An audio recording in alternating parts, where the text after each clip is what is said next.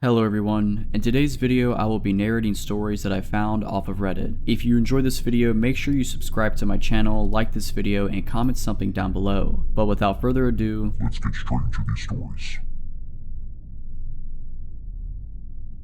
This happened to me a few years ago when I was living in a rural town in the Midwest. I was on my way home from a late shift at the diner I worked at, exhausted and looking forward to getting into bed. My drive was a lonely one, about 25 miles of empty road with nothing but fields on either side. I was used to it, though, nothing but cows, an occasional deer, and the sound of my tires against the pavement. That night, about halfway through my drive, I saw something up ahead, a figure standing in the middle of the road. My headlights caught the bright orange vest he was wearing, the kind construction workers or road cruises. It was strange, there was no road work happening on that stretch of highway, not at that hour. I slowed down, not wanting to hit him. As I got closer, I could see he was an older man, maybe in his late 50s or early 60s, with a weathered face and a thick, graying beard. He had one hand raised like he was signaling me to stop. I rolled my window down just a crack. Maybe he was trying to, "Everything okay, sir?" I asked, keeping my foot hovering over the brake. He leaned slightly toward my window, but I couldn't see his eyes under the brim of his cap. His voice was calm,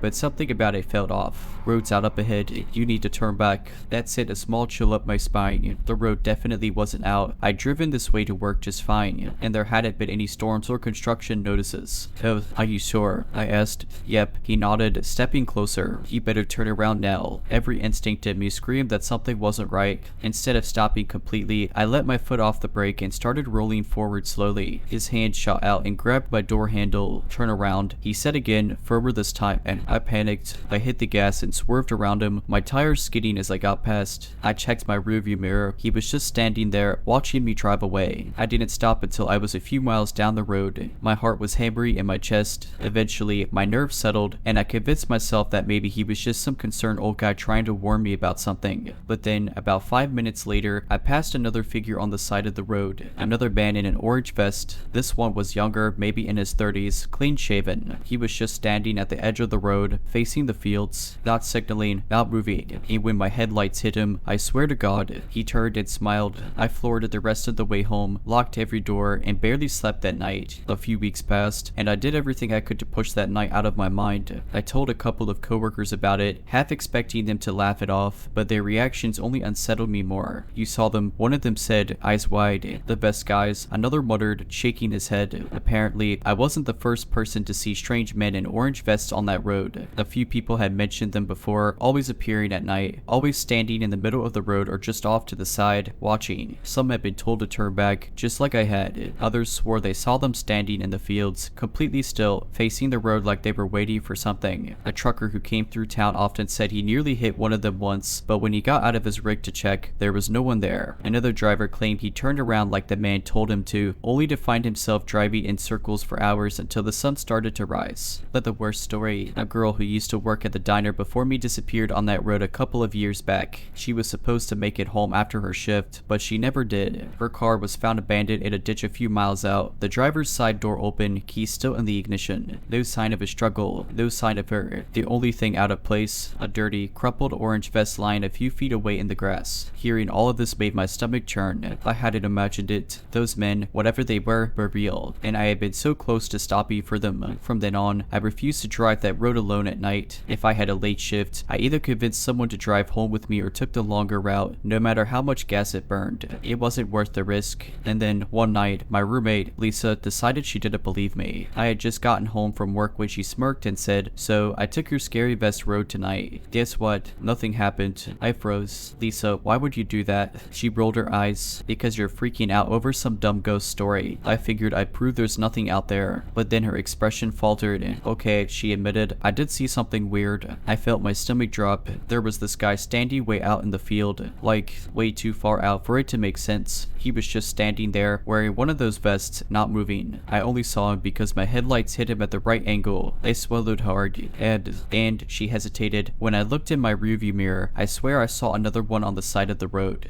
But I didn't see him when I passed. I stared at her. Did he smile? Her face went pale. "You saw that too." That was the last time either of us drove that road at night. We moved out of that town a year later, but sometimes I still dream about the men in the orange vests. I see them standing in the road, in the fields, by the trees. A year passed. Lisa and I had moved to a bigger city, far away from that empty stretch of road and the strange men in orange vests. I should have felt safe. I should have been able to forget, but I couldn't. The dreams kept coming. At first, they were infrequent, once every few months, then maybe once a month. But then they became weekly, recently, almost every night. It was always the same. I was back on that lonely road. The sky was dark, but the moon was too bright, illuminating everything in that eerie silver glow. The field stretched endlessly on either side, and the road seemed longer than I remembered. And then I would see them. At first, just one, a familiar figure in an orange vest standing in the center of the road, arm raised as if signaling me to stop. His beard was thick, his face weathered, the same man from that night. But no matter how I tried to steer away, I couldn't. My hands weren't my own. The car kept driving forward, slower and slower, as if being pulled. Then, out of the corners of my eyes, I would start to see more of them. They'd appear on the sides of the road, standing in the tall grass, half hidden behind fence posts or utility poles. Some stood farther out in the fields, barely visible, but I knew they were watching. And then, just like before, one of them would smile. That's when I would wake up.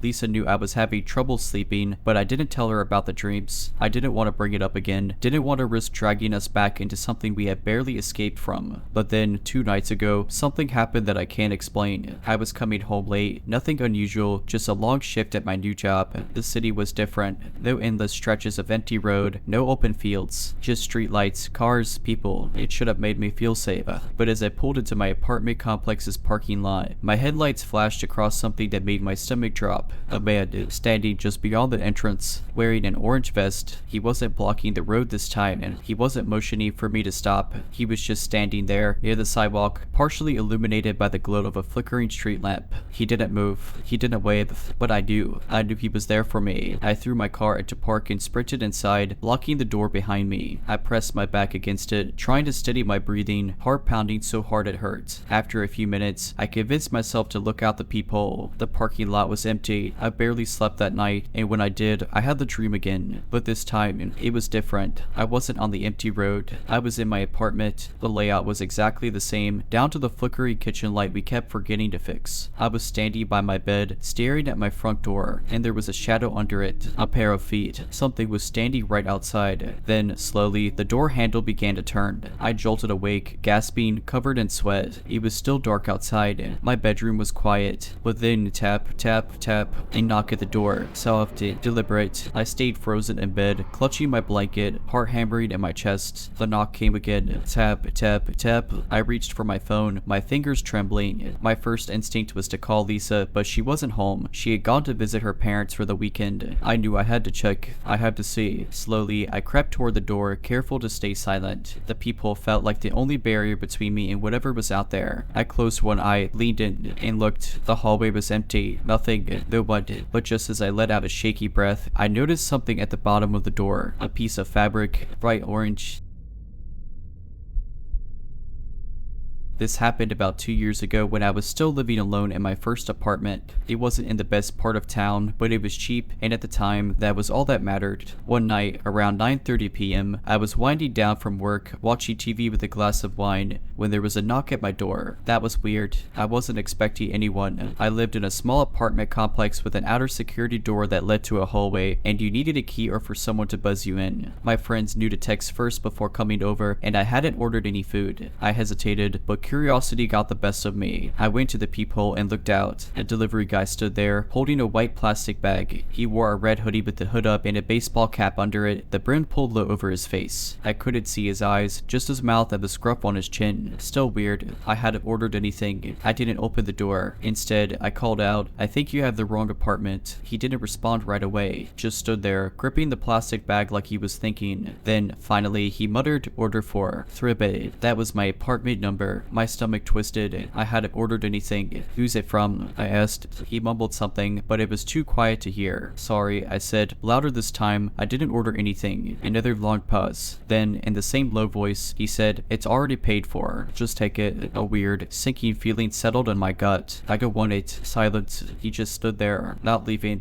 not saying anything else. Something in me knew that I should not open that door. I backed away slowly, keeping my eyes on the door as I grabbed my phone. I wasn't sure if if I was overreacting, but something about this whole thing felt wrong. When I looked back through the peephole, he was still there, but now he was leaning forward too close to the door, like he was listening. That's when my fight or flight instincts kicked in. I called my building manager, who lived on site, and told him some guy was trying to deliver food I hadn't ordered and wouldn't leave. He said he'd come check. The moment I hung up, the guy outside knocked again, this time harder. I didn't answer, just backed away further, pressing myself against the opposite wall. About a minute later, I heard heavy footsteps coming down the hall. My building manager. When I looked through the peephole again, the delivery guy was gone. Just gone. The building manager knocked and called my name. When I opened the door, he looked down the hall, then back at me. No one was here, he said. I told him what happened, and he frowned. No delivery guys are supposed to be in here without being let in. How'd he get past the front door? I had no idea. We checked the security footage the next day. That's when things got even worse. The cameras showed the man in the red hoodie entering the building, but not through the front. He had come from inside, through the back entrance that was supposed to be locked at all times. He walked straight to my door, stood there for a few seconds, then knocked. Then, after I refused to open up, he lingered outside for almost 10 minutes. Not knocking, not moving, just standing there, facing my door. And then,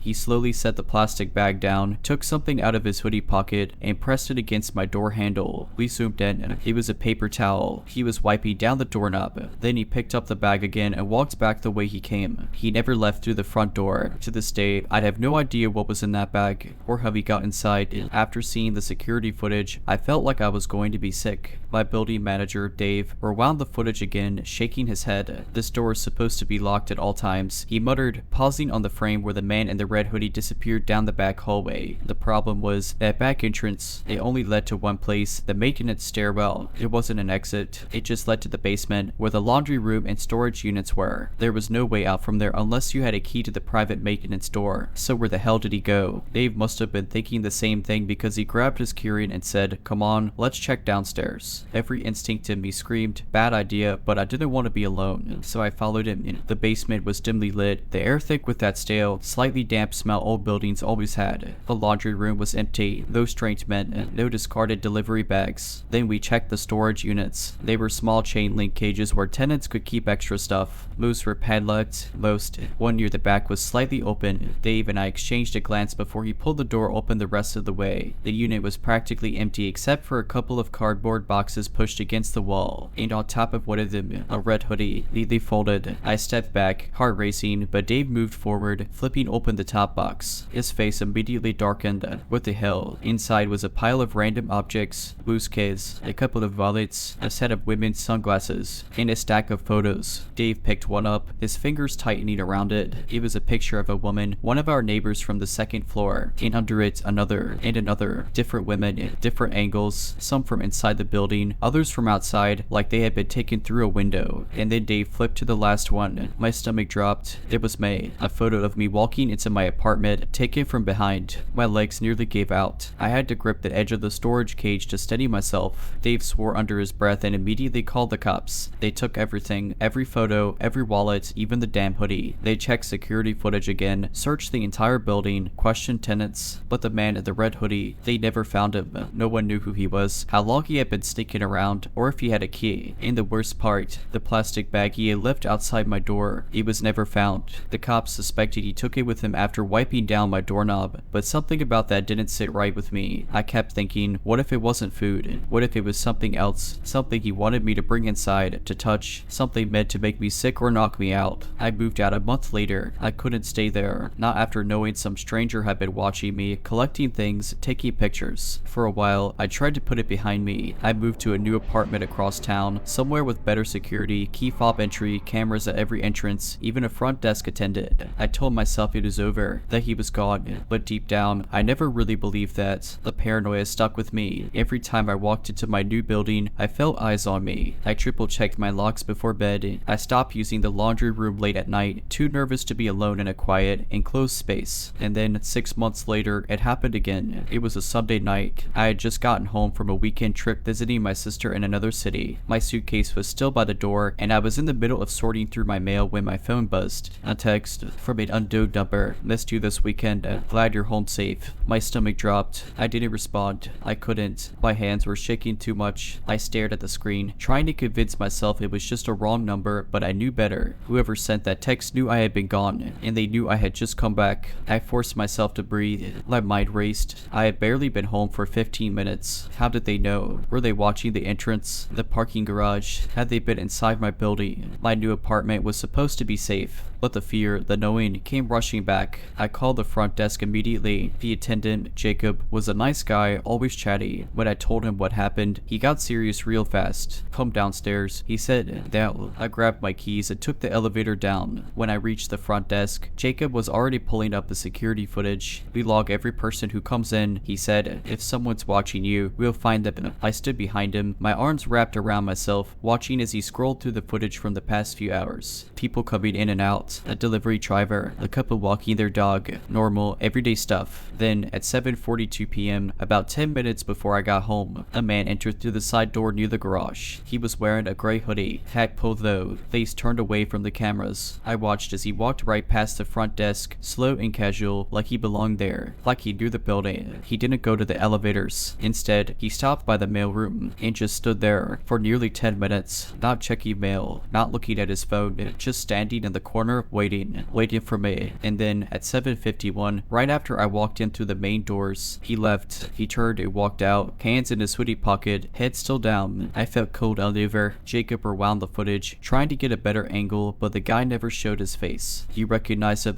he asked. I swallowed hard. No, the hoodie was different, but something about the way he moved, the way he stood so still, so patiently, it felt the same. I don't know, I admit it, but I think it's him. Jacob immediately called building security. They checked the side doors logs, but nothing. No key fob entry, which meant someone let him in, but no tenants were seen entering before him. No one held the door open. No one was anywhere near that entrance when he walked in. He had just appeared. That was 2 weeks ago. Since then, I've been staying with a friend, too scared to go back to my own apartment. I've changed my number. I've filed another police report, but there's not much they can do without a face, without a name. And last night, I got another text from another unknown number. "You can switch apartments, change your number, throw away your old life. It won't matter. I always find you."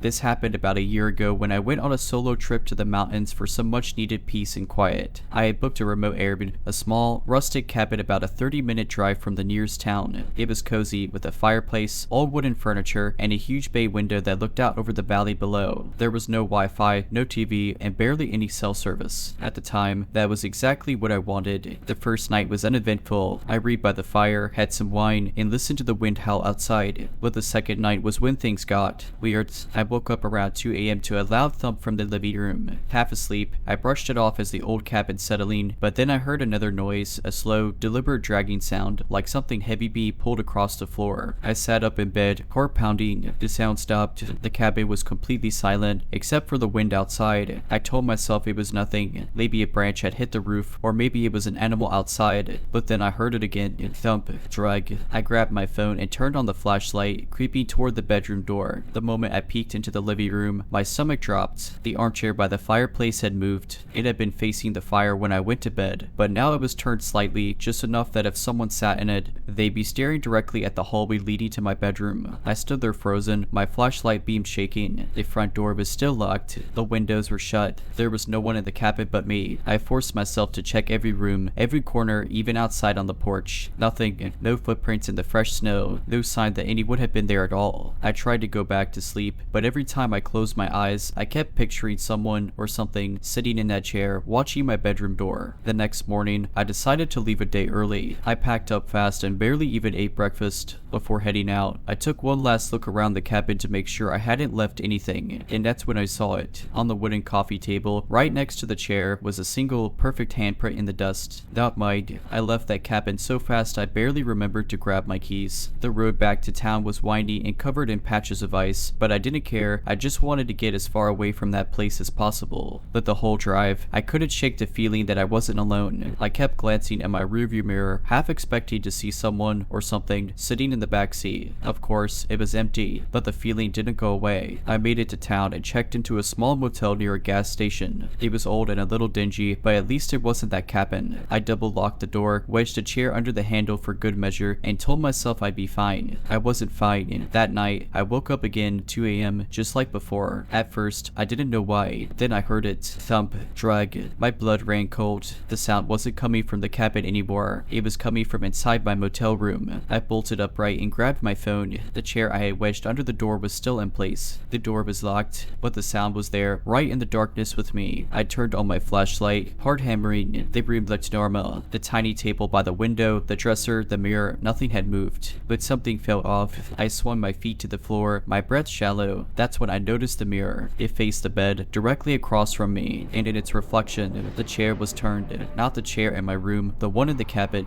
I stared at the reflection, trying to make sense of what I was seeing. The chair, the fireplace, even the same old wooden coffee table. It was as if the mirror was showing me a place I wasn't in anymore. And then something moved in the reflection. A figure, tall, thin, and wrung. It stepped into view, slow and deliberate. I couldn't see its face. It was like a shadow, stretched and distorted, but it was looking at me. I knew it was looking at me. I spun around. Nothing was there. Just my motel room, empty and silent. I turned back to the mirror. The chair was facing forward again. I grabbed my bag, threw on my shoes, and ran out of that room as fast as I could. I didn't even bother checking out. I just got in my car and drove straight home. For weeks after that, I couldn't sleep. I kept my mirrors covered, my closet door shut tight. Sometimes, I'd wake up in the middle of the night with that same feeling that someone was watching me. Then, one morning, I found something outside my apartment door. A single, perfect handprint. Not on the doorknob, not on the belt, on the floor. After finding the handprint outside my apartment door, I seriously considered moving. But where would I go? If this thing could follow me from the cabin to the motel, what was stopping it from following me anywhere? For months, I lived in a state of constant fear. Every night, I triple-checked my locks, covered my mirrors, and made sure my curtains were drawn tight. I started sleeping with the light on, something I hadn't done since I was a kid, but nothing else happened. Eventually, I convinced myself that maybe, just maybe, it was over. I was wrong. It happened again last week. I was home, watching TV on my couch, when my phone screen suddenly lit up beside me. An airdrop request. That was weird. I never left my airdrop open. Even weirder, it was coming from a device named CMA. The cold chill ran down my spine. I hesitated, my finger hovering over the screen. I should have ignored it. I know I should have ignored it, but I didn't. I accepted the file. It was a photo, and when I opened it, my whole body locked up. It was a picture of me, sitting on my couch. Right that second, the angle was from behind me, like someone or something was standing just outside my living room window. I turned immediately, heart pounding. The curtains were shut tight. I jumped up, grabbed a kitchen knife, and slowly, so slowly, pulled one side of the curtain open. Nothing. There was no one out there. No footprints in the snow. No sign of anyone at all. I slammed the curtain shut and checked my phone again. The airdropped file was gone, completely erased from my device, like it had never been there in the first place. That night, I barely slept. Every time I closed my eyes, I imagined something standing at my window, just beyond the glass, watching, waiting. By morning, I had made a decision. I needed to get help.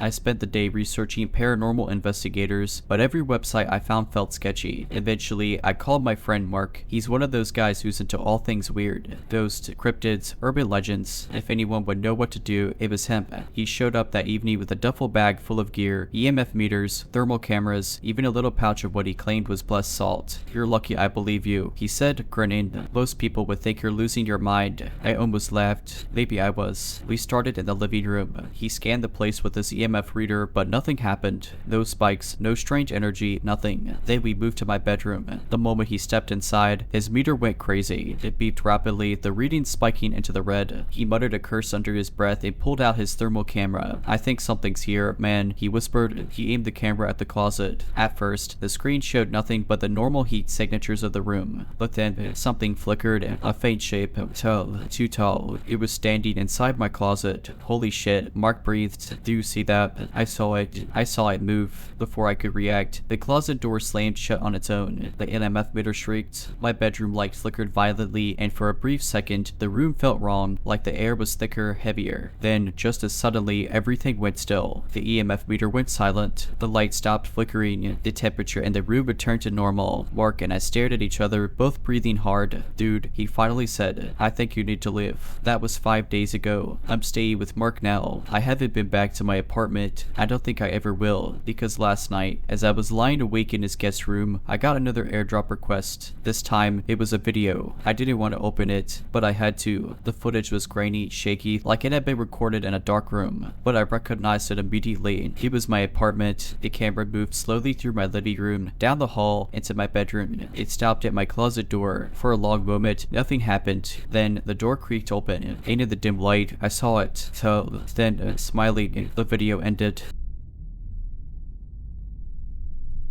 I was working late at my office in a high-rise downtown. The company occupied floors 14 through 18, and I was on the 16th floor, finishing up some reports. By the time I was done, it was well past midnight. The office was dead silent, and the only sound was the faint hum of the AC. I grabbed my things and headed toward the elevators. The hallway was eerily empty, lit only by the dim emergency lights. I pressed the call button, and soon enough, the elevator dinged and the doors slid open. I stepped inside and hit the button for the lobby. The doors closed smoothly, and I leaned against the wall, exhausted. The elevator started descending normally, but then it didn't stop. I expected the soft jolt of arrival when it reached the lobby, but instead, the numbers on the panel kept going down. D1, D2, D3. I frowned. Our building only had 2 basement levels. Then the doors slid open, and beyond them was nothing but complete darkness. Not a dimly lit parking garage, not a maintenance area, just blackness, like the elevator had opened into a void. A rush of cold air swept inside, bringing with it a smell I can only describe as old, like rotting wood and damp stone. I reached out instinctively to press the door close button, but before I could, something moved in the darkness. I didn't see it, not fully, but I felt it. The presence of something large, something watching me. My heart slammed against my ribs. The air felt thick, pressing in on me like unseen hands. Then, the elevator doors began closing on their own. The second they shut, the elevator shot upward so fast my stomach lurched. It bypassed the lobby entirely and stopped at the 16th floor, where I had just come from. The doors slid open to reveal the empty, silent office space. I didn't question it. I read it. I took the stairs down all 16 floors, not stopping until I burst out into the cool night air. I never used that elevator again. And after that night, I started hearing stories from other employees, things about the basement levels, about doors that didn't lead anywhere, and about the janitor who had gone missing years ago after taking that same elevator down late one night. A few days after my experience with the elevator, I tried to put it out of my mind. I convinced myself I had been overworked, exhausted, maybe even dreaming. But then, little things started happening that made me question everything. It started with the mirrors. In the office bathroom, I noticed my reflection lagging just a fraction of a second behind my movements. It was subtle, barely noticeable unless I stared too long. At first, I thought my eyes were playing tricks on me, but then one night, as I washed my hands, my reflection smiled at me. I had it smiled. I bolted out of the bathroom so fast I nearly tripped. Then came the emails. One night, while catching up on work, my inbox dinged with a new message. It was from an address I didn't recognize. No subject, no message, just an attachment, a photo. It was grainy and dark, but I could make out a hallway that looked eerily familiar. After adjusting the brightness, my stomach dropped. It was the 16th floor, taken from the perspective of someone standing in the elevator. I swiveled in my chair and looked toward the elevators at the end of the dimly lit hallway. The doors were shut. Nothing seemed out of place, but something about the angle of that photo. It was like someone or something had been watching me. I deleted the email and shut down my computer. I wasn't staying there any longer, but the worst happened at home. I had started sleepy with my bedroom door closed, something I'd never done before. I couldn't shake the feeling that something had followed me. The air in my apartment felt different, like I was never alone. One night, I woke up to the sound of my closet door creaking open. In the darkness, I could just make out the faint outline of the door, now slightly ajar. My chest tightened. I knew for a fact I had shut it before bed. Then I heard it, a quiet, slow exhale, not from me, from inside the closet. I didn't move. I barely breathed. The room felt wrong, like the air had thickened around me. I reached for my phone, my fingers shaking as I turned on the flashlight and aimed it at the closet. Nothing, just my clothes hanging limply, shadows pooling at the bottom. But I swear, for just a second, I saw the darkness shift, like something had just moved back into it. That was the last straw. The next morning, I put in my 2 weeks notice. I didn't care about the job, the pay, or the promotions. I just needed out. The day I left, I took the stairs one final time. As I reached the bottom, curiosity got the better of me. I turned to look at the elevator panel. The light above one of the elevators flickered. It was moving, descending. I watched as it went past the lobby, down into B1, B2. Then, for the first time since that night, it kept going. B3, B4, B5.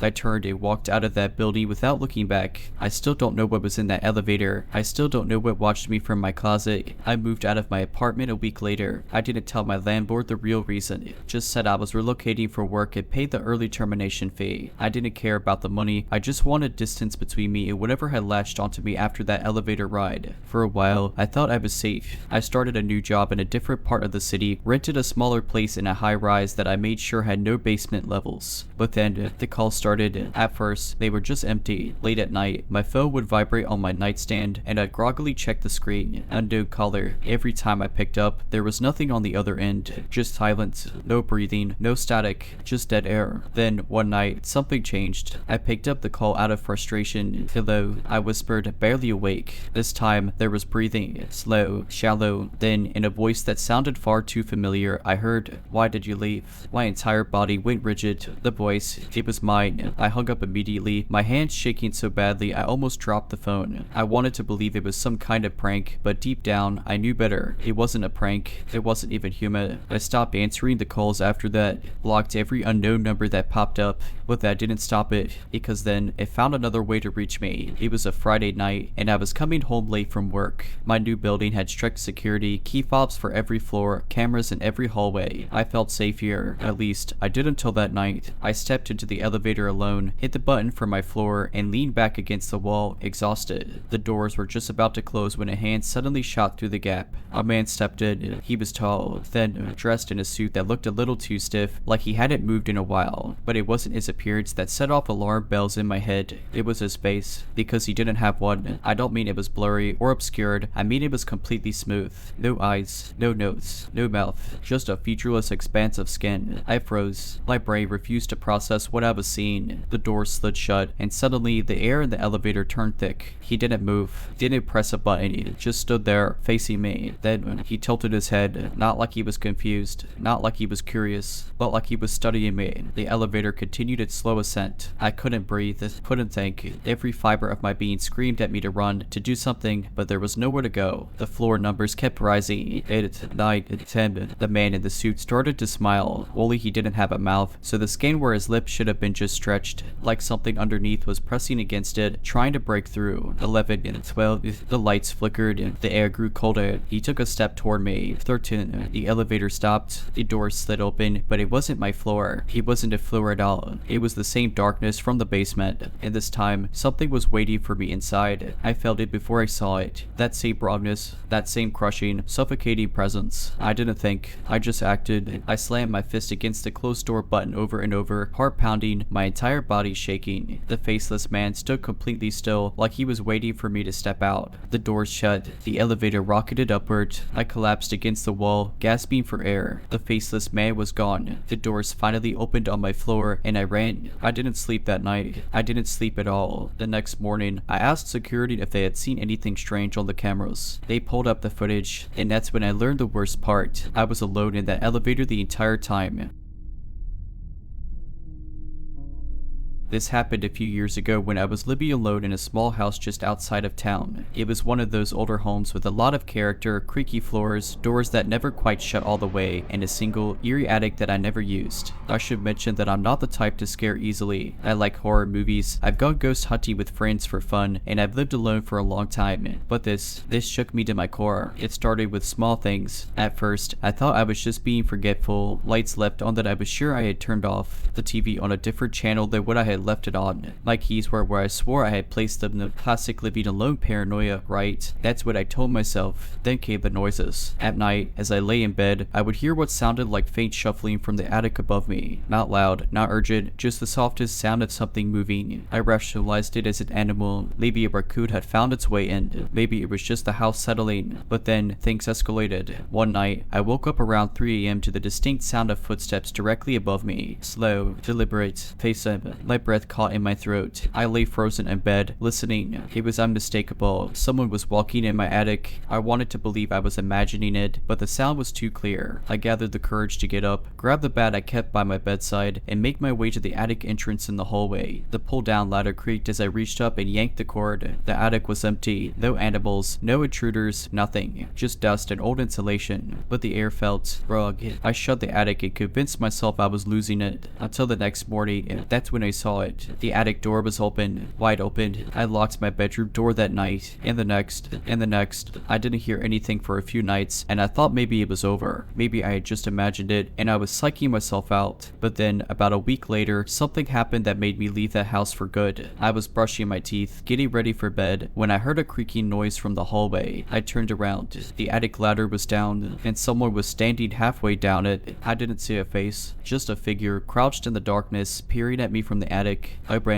I didn't stop to grab anything. I ran out of that house, barefoot and in my pajamas, and drove straight to my friend's place. I never went back alone. My brother came with me the next day to grab my stuff, but we found nothing. No one was there. The attic door was shut. The ladder was up. A month after I left that house, I moved into a newer apartment on the other side of town. No attic, no crawl spaces, no strange noises, just a simple one bedroom with locked doors and neighbors close by. It took a while for me to shake the paranoia, but eventually I settled in, or so I thought. About 2 months after I moved, I was having a normal night at home, watching TV, eating takeout, nothing unusual. Then, as I got up to throw my food away, I noticed something that made my stomach drop. The attic. My old attic key was sitting on my kitchen counter. I never took it with me when I moved. I left it behind in that house. At first, I tried to rationalize it. Maybe it got mixed in with my things by accident. Maybe my brother grabbed it when we packed up my stuff. But the more I thought about it, the more I knew I never took that key. I threw it away immediately. I didn't even want to touch it. I tossed it in the dumpster outside and tried to put it out of my mind. That night, I had the worst nightmare I've ever had. I was back at my old house, standing under the attic. The ladder was down, but I couldn't see inside. Just a yawning, endless darkness stretching far beyond where the attic should have ended. Something was in there. I couldn't see it, but I could hear breathing. Slow, ragged, and deliberate. Then, in my dream, something stepped forward. A figure, and possibly tall, its limbs just a little too long, its movements not quite human. It started climbing down toward me. I woke up gasping for air. I tried to shake it off as just a nightmare, but then a few nights later it got worse. I came home from work late, exhausted. As I unlocked my apartment door, I noticed something strange. My bedroom light was on. I always turned it off before leaving. I hesitated. My heart started pounding. I slowly stepped inside. Everything looked normal except for one thing. My bedroom closet was open. I never leave it open, ever. Inside, the attic key was sitting on the top shelf. I moved out the next week. I don't know how it followed me or if it ever really left, but sometimes when I wake up in the middle of the night, I swear I hear it again, soft, deliberate footsteps above me. I never stay in one place for too long anymore. After the incident with the attic key showing up in my new apartment, I moved again. A friend of mine worked in real estate and managed to find me a small but modern studio in a high-rise building downtown. It had no attic, no weird crawl spaces, no strange history. For the first time in a long time, I actually felt safe. But deep down, I knew it wasn't over. I could still feel it, and things were fine for the first few weeks. No noises, no keys appearing where they shouldn't be. Then one night, I was getting ready for bed when I noticed something strange. I had a full-length mirror in my bedroom, just a cheap one I got from Target, leaning against the wall. As I walked past it, I felt an odd sense of hesitation, like something in the reflection wasn't quite right. I stopped and turned to look. It was normal, just me, standing there, looking tired. But then I saw it. In the reflection, the closet door behind me was slightly open. I spun around. It was closed. I looked back at the mirror. It was open again. A cold wave of dread washed over me. I slowly stepped toward the closet, heart pounding, my mind racing through every possible explanation. Maybe I was just exhausted. Maybe my eyes were playing tricks on me. I reached out and pulled the closet door open. Nothing. Empty. I took a shaky breath, closed the closet, and turned back to the mirror. The closet door in the reflection was still open, and this time I saw something standing inside. I barely slept that night. I told myself the mirror was just a trick of the light, that I was overtired, that I was letting my paranoia get the best of me, but I couldn't shake the feeling that I wasn't alone. A few nights later, I found out I was right. It was just past 2 a.m. when I woke up to a sound that made my blood run cold. It was coming from inside my closet. I sat up in bed, my breath caught in my throat. I didn't move. I didn't blink. I just stared at the closed door, willing it to be my imagination. Then it happened again.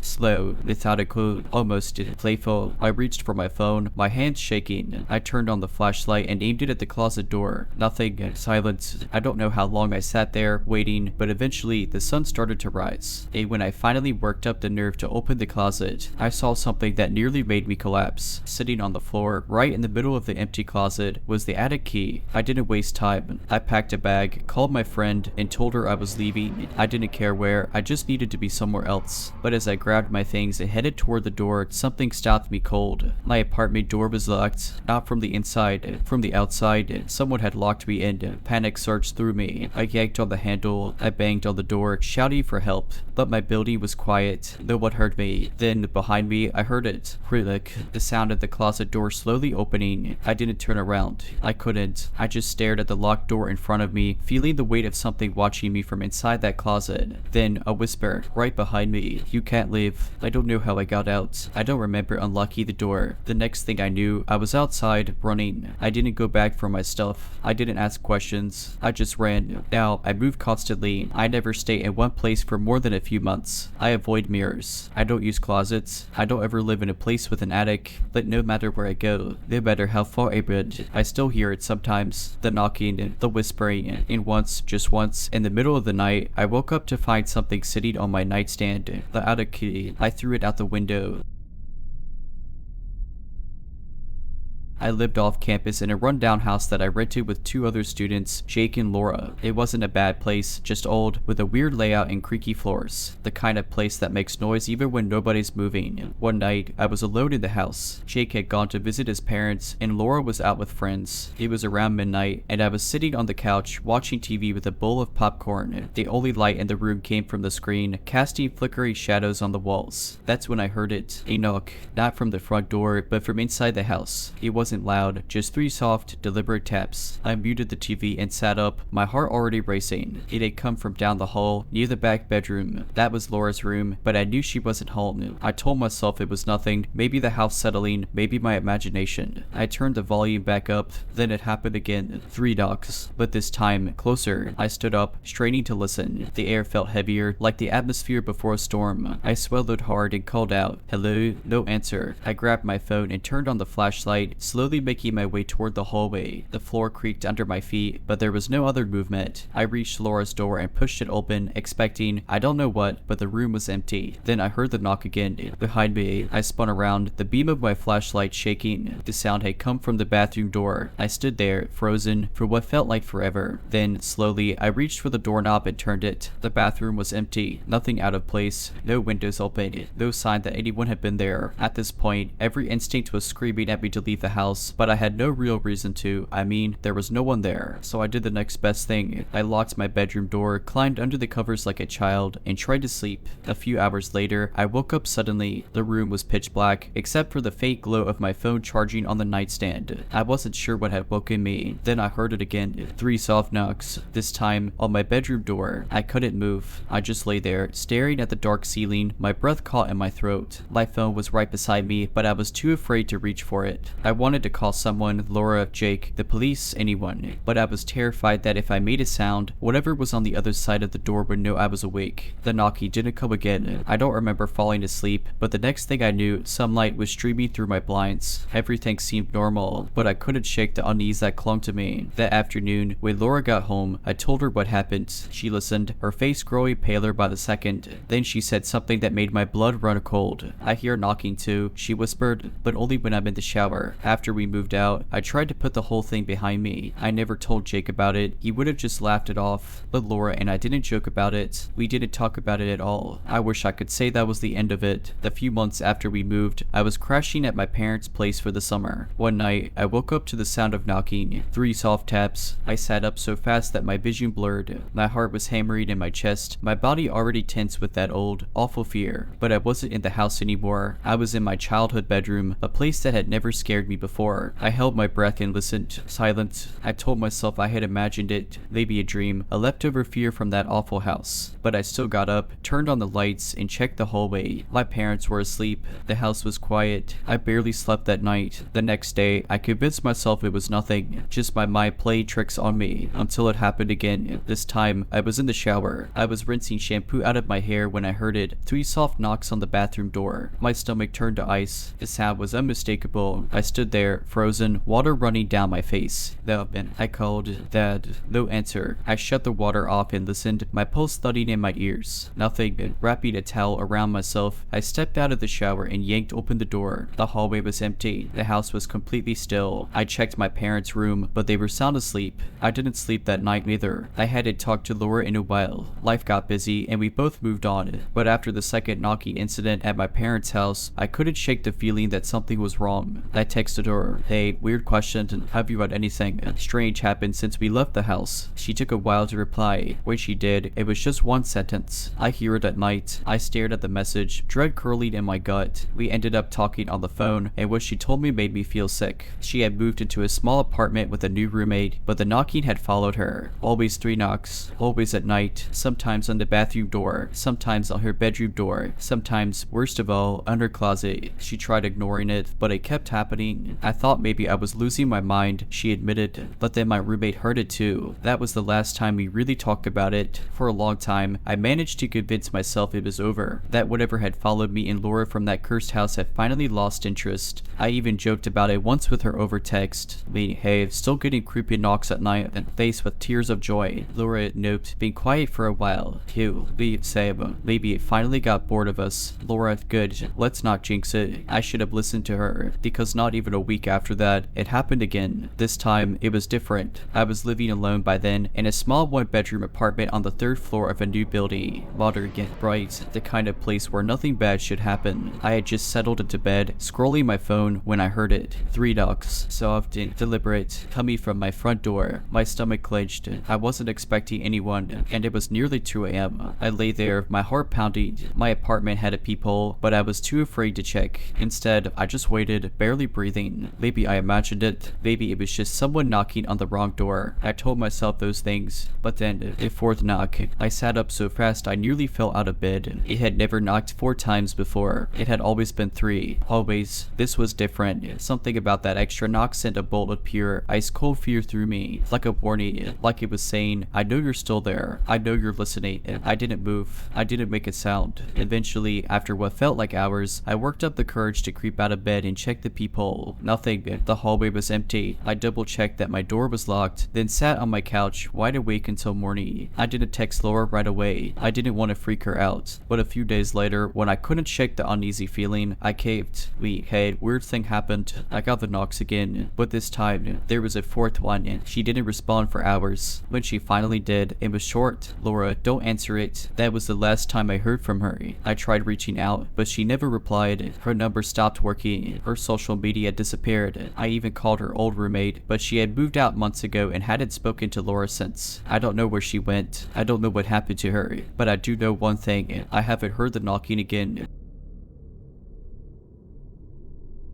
This happened when I was 14, and I still can't explain it. I grew up in a small town in Pennsylvania, the kind of place where everyone knows each other and houses stay in families for generations. My best friend, Rachel, lived in an old Victorian house that had been her great-grandmother's. It was one of those houses that always felt a little too dim inside, even in the middle of the day. One summer, Rachel and I were hanging out at her place while her parents were out. We were watching TV in the living room when we both noticed it at the same time, a low humming sound. At first, I thought it was coming from outside, maybe someone mowing their lawn a few houses down. But when I muted the TV, the hum stayed. It wasn't loud, just persistent, like an electrical buzz, but deeper, almost like someone humming a tune just under their breath. Rachel frowned. You hear that, right? I nodded. Yeah, what is it? She looked uncomfortable. It happens sometimes. That was weird. I had been to her house hundreds of times, and I had never noticed anything like this. We got up to investigate. The hum seemed to come from everywhere at once, but when we moved toward the staircase, it got louder. Not unbearably loud, but noticeable, like we were getting closer to the source. Rachel hesitated at the bottom of the stairs. It's probably just the pipes or something, she mumbled, but I could tell she didn't believe that. I stepped onto the first stair. The hum deepened, vibrating through the wooden banister. I climbed a few more steps, and it got louder, not deafening, but insistent,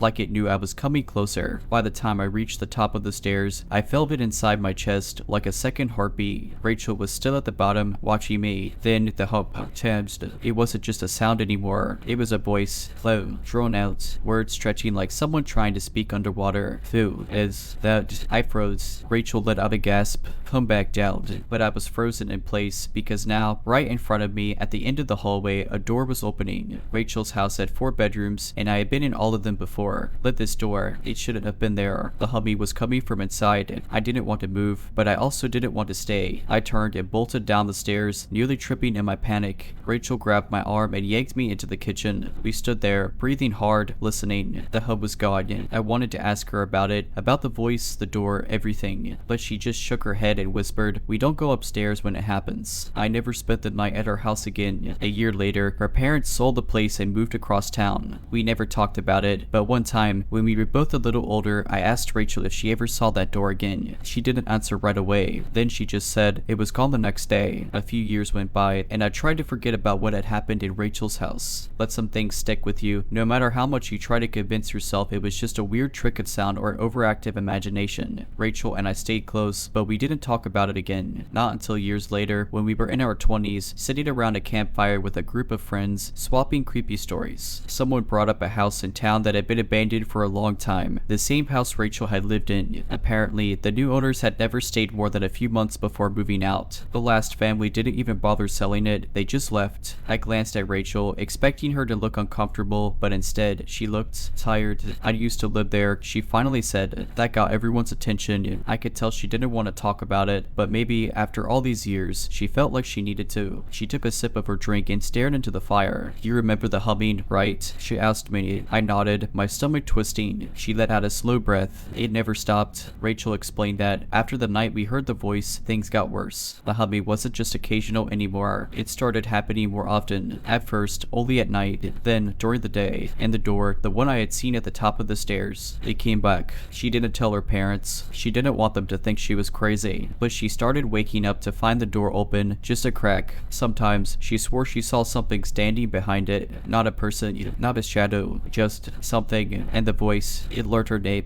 The last night she ever spent in that house, she woke up to a different sound. Not humming, tapping, slow, rhythmic, coming from inside the walls. She lay frozen in bed, heart pounding. Then, clear as day, she heard a whisper low and stretched out, like before. I said, "You." That was enough. She ran to her parents' room, sobbing, begging them to leave. That was the night they decided to sell the house. As she finished her story, everyone around the campfire was dead silent. Then one of our friends, Mark, spoke up. "That's weird," he said, frowning. "I went in there once, just to mess around, you know, before they boarded it up." Rachel and I exchanged a glance. Mark swallowed hard, looking at the fire instead of us. "I heard it, too." "The hubby?" I asked. He shook his head. "No," the whisper. Mark's words hit me like a punch to the stomach. I felt Rachel tense beside me. The fire crackled, but nobody spoke. The night air felt heavier. You're serious?" Rachel finally asked, her voice barely above a whisper. Mark nodded. He looked genuinely shaken, like he hadn't planned on admitting it out loud. "I was just messing around," he said. "It was a dare. A couple of us snuck in through the back window. The place was empty, no furniture, nothing. Just dust and that weird, stale smell old houses have.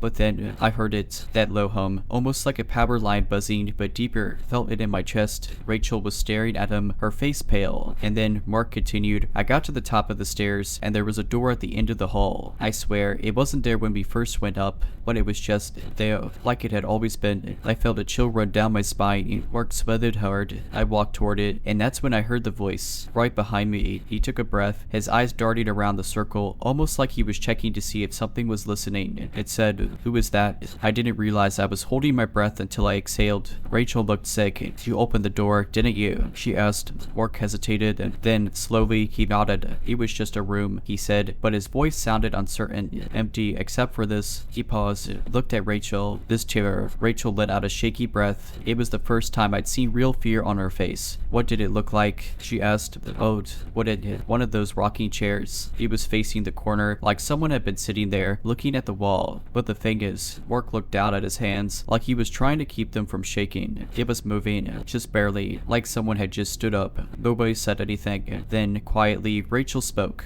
"It rocked for days after we moved out." Mark's face drained of color. I felt my skin crawl. Rachel rubbed her arms, like she was suddenly cold. We packed everything, but when we left, the chair was still in that room. My mom thought it belonged to the previous owners. She told my dad to get rid of it, but he kept forgetting. She looked at me. "You remember how fast we left?" left. I nodded. We were out in a day. The movers didn't even go upstairs. She exhaled. We never got rid of it. I swallowed hard. So it's still there. Rachel shook her head. The family that moved in after us. They tried to get rid of it. Took it out to the curb. Even set it on fire in the backyard. She paused, but the next morning, she was back in that room. A long silence. Mark's voice was barely audible. And they'd what? Rachel didn't blink. They left. The fire crackled, sending sparks into the air. For the first time since we started telling stories, I wanted to go home. Rachel took a deep breath and stood up. I'm done talking about it. We didn't try to stop her. I think we all realized something at the same time. Some stories aren't meant to be told. Some doors aren't meant to be opened. This happened about 3 years ago when I moved into my first apartment alone. It was an older building, but the rent was cheap, and I was just excited to have my own space. I had a job that required late nights, so I'd often come home around 2 or 3 a.m. when the world was silent. The first time I heard it, I thought I was imagining things. I was lying in bed, scrolling on my phone, when a faint voice drifted through the air vent near my ceiling. It was muffled, almost like it was coming from another apartment, but something about it made my skin crawl. At first, it was just whispering, indistinct and almost rhythmic, but then I heard my name. I bolted upright. Did I imagine that? I muttered to myself. The voice stopped. I told myself it was nothing, maybe just exhaustion, maybe a neighbor talking in their sleep. But then it happened again the next night. This time, I pressed my ear against the vent. The whispering continued, just beyond comprehension, like someone mumbling through gritted teeth. And then, clear as day, you could hear me now, can't you? I jumped back so fast I nearly fell off the bed. My heart pounded. I stayed awake the rest of the night, staring at the vent, waiting for more. But the voice didn't return. The next morning, I went to my landlord. I asked if the vents connected between apartments, if it was possible to hear someone else speaking. He just shrugged. They're old. But no one's lived in the unit next to yours for months. That night, I kept my TV on for background noise, anything to keep the silence at bay. But around 3 a.m., the TV flickered. The screen turned to static for just a second, and in that second, from the vent, I heard it again. A slow, distorted laugh. Then, don't ignore me. I left the apartment that night, packed a bag, and stayed at a friend's. The next day, I told my landlord I was breaking the lease. I didn't care about the penalty. I moved out within a week. I don't know who or what was speaking to me. I don't know if anyone moved into that apartment after me, and I have no plans to ever go back and find out. After I moved out of that apartment, I did my best to convince myself that it had all been in my head. Maybe it was stress, maybe sleep deprivation. I told myself that over and over until I started to believe it. For the next year, everything was normal. No whispery vents, no strange voices, no flickering screens. I had almost forgotten about the whole thing. Almost. Until last week. It started with something small. I was home alone, working late, when my phone glitched. The screen froze, then flickered, then turned to static. It only lasted a second, but it was enough to send a chill down my spine. Then, that night, I woke up suddenly, my heart hammering for no reason. The room was silent, still, but something felt off. I turned onto my side, facing the wall, when I heard it. A faint, breathy whisper, not through a vent this time, right next to my ear. I launched out of bed so fast I knocked my nightstand over. My lamp crashed to the floor, my heart pounding so hard I could barely think. I flipped the light on, scanning the room. Nothing. No one. The house was locked, the windows shut, but I didn't sleep for the rest of the night. The next morning, I convinced myself it had been a dream. It had to be, right? Then, 2 days later, my friend Sarah came over for a movie night. She was in the kitchen grabbing drinks when she called out, her voice weirdly hesitant. Hey, but when did you get a cat? I frowned. I don't have a cat. She walked back into the living room, looking a little pale. I swear I just saw something move down the hall. It was small, like an animal. We both checked every room. Nothing. Then, just as we were about to shrug it off, my TV flickered again. Just a single second of static, and in that brief, flickery moment, I swore I saw something reflected in the screen. A shape, a shadow, standing in the hallway. Sarah left immediately. I don't blame her.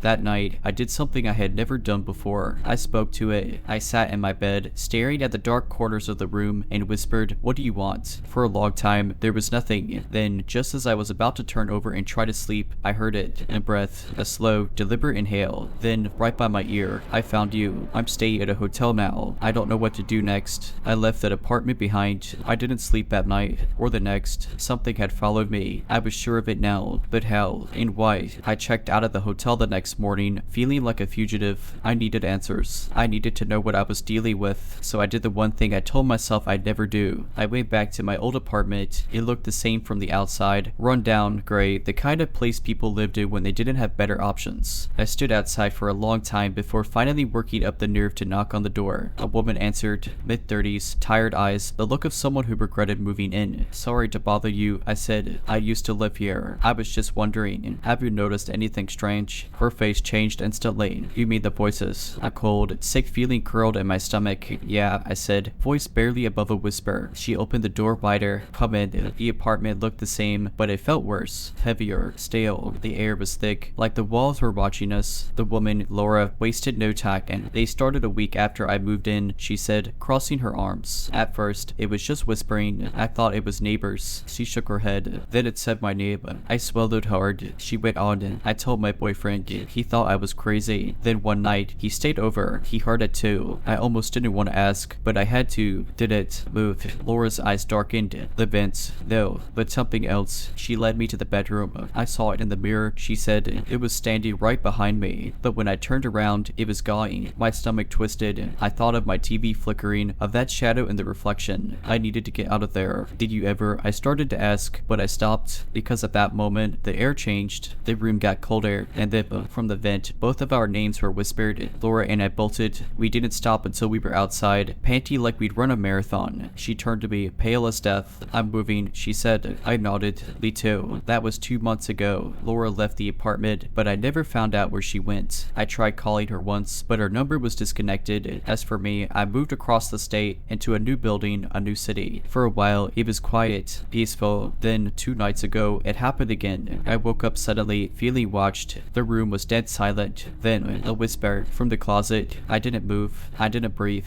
The door was cracked open, a sliver of blackness. Then, in the dark, something shifted. Something stepped out. I didn't stay to see what it was. I grabbed my keys, my phone, and ran. Now, I'm in my car, writing this in a gas station parking lot. I don't know where to go. I don't think running is enough anymore. I didn't go back to my apartment. I couldn't. Not after what I saw, or what I almost saw stepping out of my closet. Instead, I drove. I didn't know where I was going, but I kept the gas tank full and the radio on, trying to drown out the silence, trying to ignore the creeping sensation that I was not alone. I told myself that if I just kept moving, I'd be safe. That if I put enough miles between me and whatever this thing was, it would lose me. But deep down, I knew that was a lie, because no matter how far I drove, I started to notice things. The static. Every time I checked into a motel, the TV would flicker. Just once, just for a second. Then came the reflections. At a gas station outside of some nowhere town, I stopped to use the bathroom. The fluorescent lights buzzed, washing everything in a sickly yellow. I washed my hands, splashing water on my face, trying to shake the exhaustion that clung to me like a second skin. Then I looked up.